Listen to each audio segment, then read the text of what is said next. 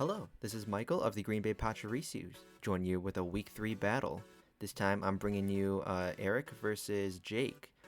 This battle is pretty nice, pretty spicy. I'm going to be discussing the possible builds that they might be running, also some notable plays here that I think are pretty interesting.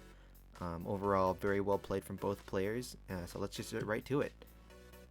So they're going to lead off here. Jake leading off with the Tyranitar, Eric with the Pincurchin. Here they both get off their abilities, Sandstorm and Electric Terrain. And turn 1, they both set up hazards. So spikes from the Pincurchin, rocks from the T-Tar. Very, very nice from both. And we see here that it's actually a speed tie, actually, since T-Tar uses the stealth rocks, and then that goes first the first turn. Second turn, Pincurchin goes first. So, or actually, forgot. Never mind. Dragon Tail is minus priority, so it's not a speed tie. But whatever. Gets the Dragon Tail out. Goes into Gengar here. And the Gengar gets the chip damage from the Sandstorm and the stealth rocks here.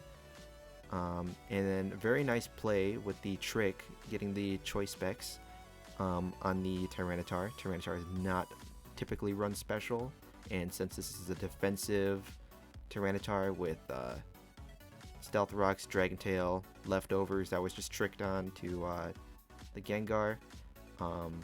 Very nice play from Eric here. Locks him in the Dragon Tail, doesn't really change its game plan that much though, and brings in Big Yellow, the Iron Hands. And with the Electric Terrain, gets the Quark Drive boost, boosting its attack here, and uses Play Rough. Now that is an interesting play, because if he had Drain Punch, that would have definitely blown it to smithereens. It is quad weak to fighting, but I'm guessing he didn't want to go with the all-in play because Jake still had a Dragapult that was very healthy and very immune to fighting moves. So he went with a safe play with the Play Rough, definitely not bad. From here, we can see that from the damage that he's done to the Pincurchin and the Gengar, we can conclude that this T-Tar is probably not attack invested. I'm guessing it's probably max HP, max defense. And we see here from the Play Rough that it actually doesn't do. It actually does a lot more damage than if it had defense investments. So I'm guessing it's probably specially defensive, actually, with max HP, because if it was max defense, it would not do this much damage. Tyranitar has typically a lot more defense than that. So yeah. What I got from here. Yeah, with the 12% here, T-Tar is not attack invested. And then brings out into the Electro Boom, the Magnezone. Very nice. The Thunderbolt does kill the T-Tar, and we see here that the Electric Terrain still goes on. So Pincurchin was running Terrain Extender. And from here, Jake goes out into Iron Oyster, the Iron Moth, gets the Quark Drive boost, and we see here with a Fiery Dance, that does 89%. Now, running the Calx with a special attack boosted Iron Moth, the Magnezone is either max HP, max special defense, or is running AV, which is Assault Vest, with minor special defense bulk investment. He could have killed if he wasn't fully invested. That's interesting to note here. And he gets the plus special attack boost. The Thunderbolt from the Magnezone does 80%. So that concludes that it is not max special attack, so modest. And 252, it would have done minimum 83%. So I'm guessing that it's probably a timid nature, but also might not be. As we'll see later on. So the Fiery Dance does kill it. I'm thinking that it was either Timid Nature or Analytic, because Analytic does boost your attack by your attacks by 1.3%, or 1.3, so 30%. If you move last. So since the Magnezone was obviously slower than the Iron Moth, it got that attack boost, and that's why it did 80%, or almost 90%. And so then Eric comes out into Gengar again, because it is faster. Probably just wants to get the kill. There goes the Shadow Ball. It dies, gets the leftover boost, and then comes in the Floating Sleep Dragapult. The Dragapult obviously is just going to Shadow Ball and kill it. Eric probably didn't see much value in it. And then comes out the Pincurchin. The Pincurchin brings up the Electric Terrain. Here we see that the Shadow Ball does 48% only. From this, I can probably infer that Pincurchin is max HP and max defense, as seen with the damage that the T-Tar did to it. It only did, what, like 12%? Something like that? I don't know. And that this Dragapult is maybe not max special attack. It still could be, but I think that the Shadow Ball would have done much more if it had special attack. It could be modest with low rolls. Jake could have just gotten really lucky and gotten like really bad damage rolls, or it's not special attack, max special attack. And then really nice play here with the Pincurchin. The Memento cuts its special attack in half, attack and special attack, and then the Pincurchin dies. It was gonna die anyways, they're at 18%. So very nice. Brings in the Momentum Switch, and brings in the Walking Wake. Here I thought he would have gone into the Iron Hands, because it did have the Electric Terrain from the Pincurchin, but I guess he wanted to save it for another time. Maybe he was afraid there's a move that Dragapult had that was super effective, but goes into Walking Wake here. And then since the Dragapult was minus a special attack, he switched out to the Sandaconda here. So he attempts to get a Sunny Day off here and activate his Photosynthesis. And then the Hydro Steam does kill the Sandaconda. Sandaconda did nothing. Rest in peace, Sandaconda. And out comes the Dragapult again. And here again, 43% only.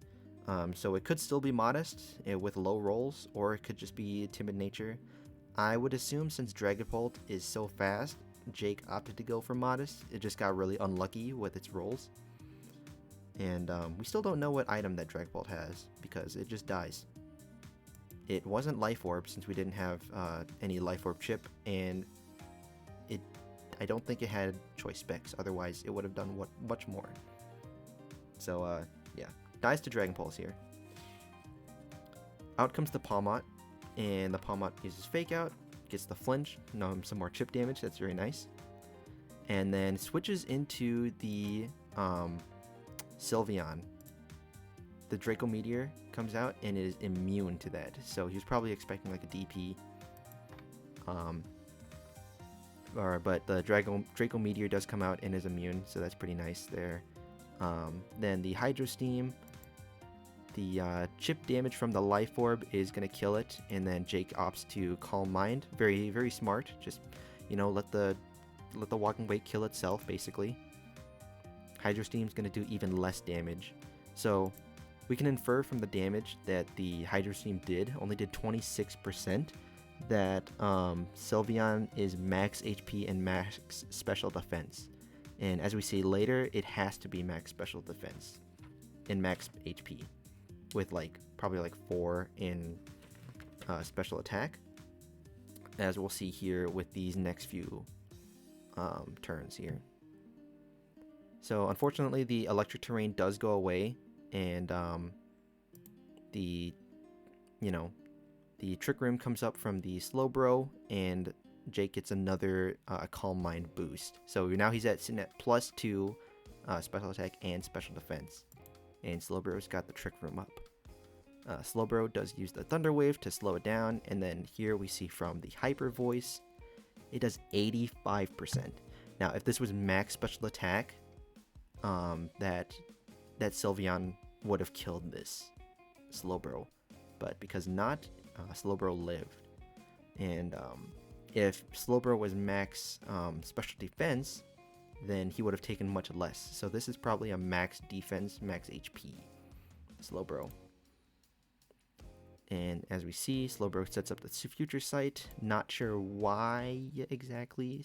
He's got the +2 special defense, but I'm guessing that Eric had something in mind here. And then out comes the Iron Hands here. So this is actually a pretty interesting play here, or pretty interesting turn. So as we see here, the Sylveon uses Hyper Voice and then outspeeds the Iron Hands in the Trick Room. Now, from what we can infer, that this, obviously this Sylveon is slower than the Iron Hands from the Trick Room since it moved first. But typically, Sylveon is base 60 speed, and then Iron Hands is base 50. So that means in order for it to outspeed, or for Sylveon to be, or for Iron Hands to be slower than the Sylveon, he has to have had some speed investment with EVs. Now that is kind of a misplay. If he had the Trick Room up, maybe that was a missight from Eric when he was team building. But he would have needed at least 84 speed EVs to quote-unquote outspeed the Sylveon. And since the Trick Room was up, that meant he went last, and then he got killed by the Hyper Voice. So Jake didn't even need to use Revival Blessing with Palmot. He only really used it to chip down the Walking Wake. And then that is game. So yeah, that was a very interesting play here from both of the competitors. Very nice, very clean plays. I don't think there were very many misplays, honestly. And luck wasn't really a big factor in this game. There was no like flinching or paralyzing or really anything. Just a couple like low rolls here and there, but nothing to really determine like a Pokemon surviving or dying. Well, maybe with the Magnezone, I think there was a chance for Iron Moth to kill the Magnezone. But still, Jake wins this match, even with all that talk from Eric saying that he was gonna win. So maybe Eric can win this next one, but maybe not since he's playing against William, and William is my guy. So I hope he loses. Anyways, that does it for this draft analysis battle. I hope you all enjoyed, and we'll see you all in the next one.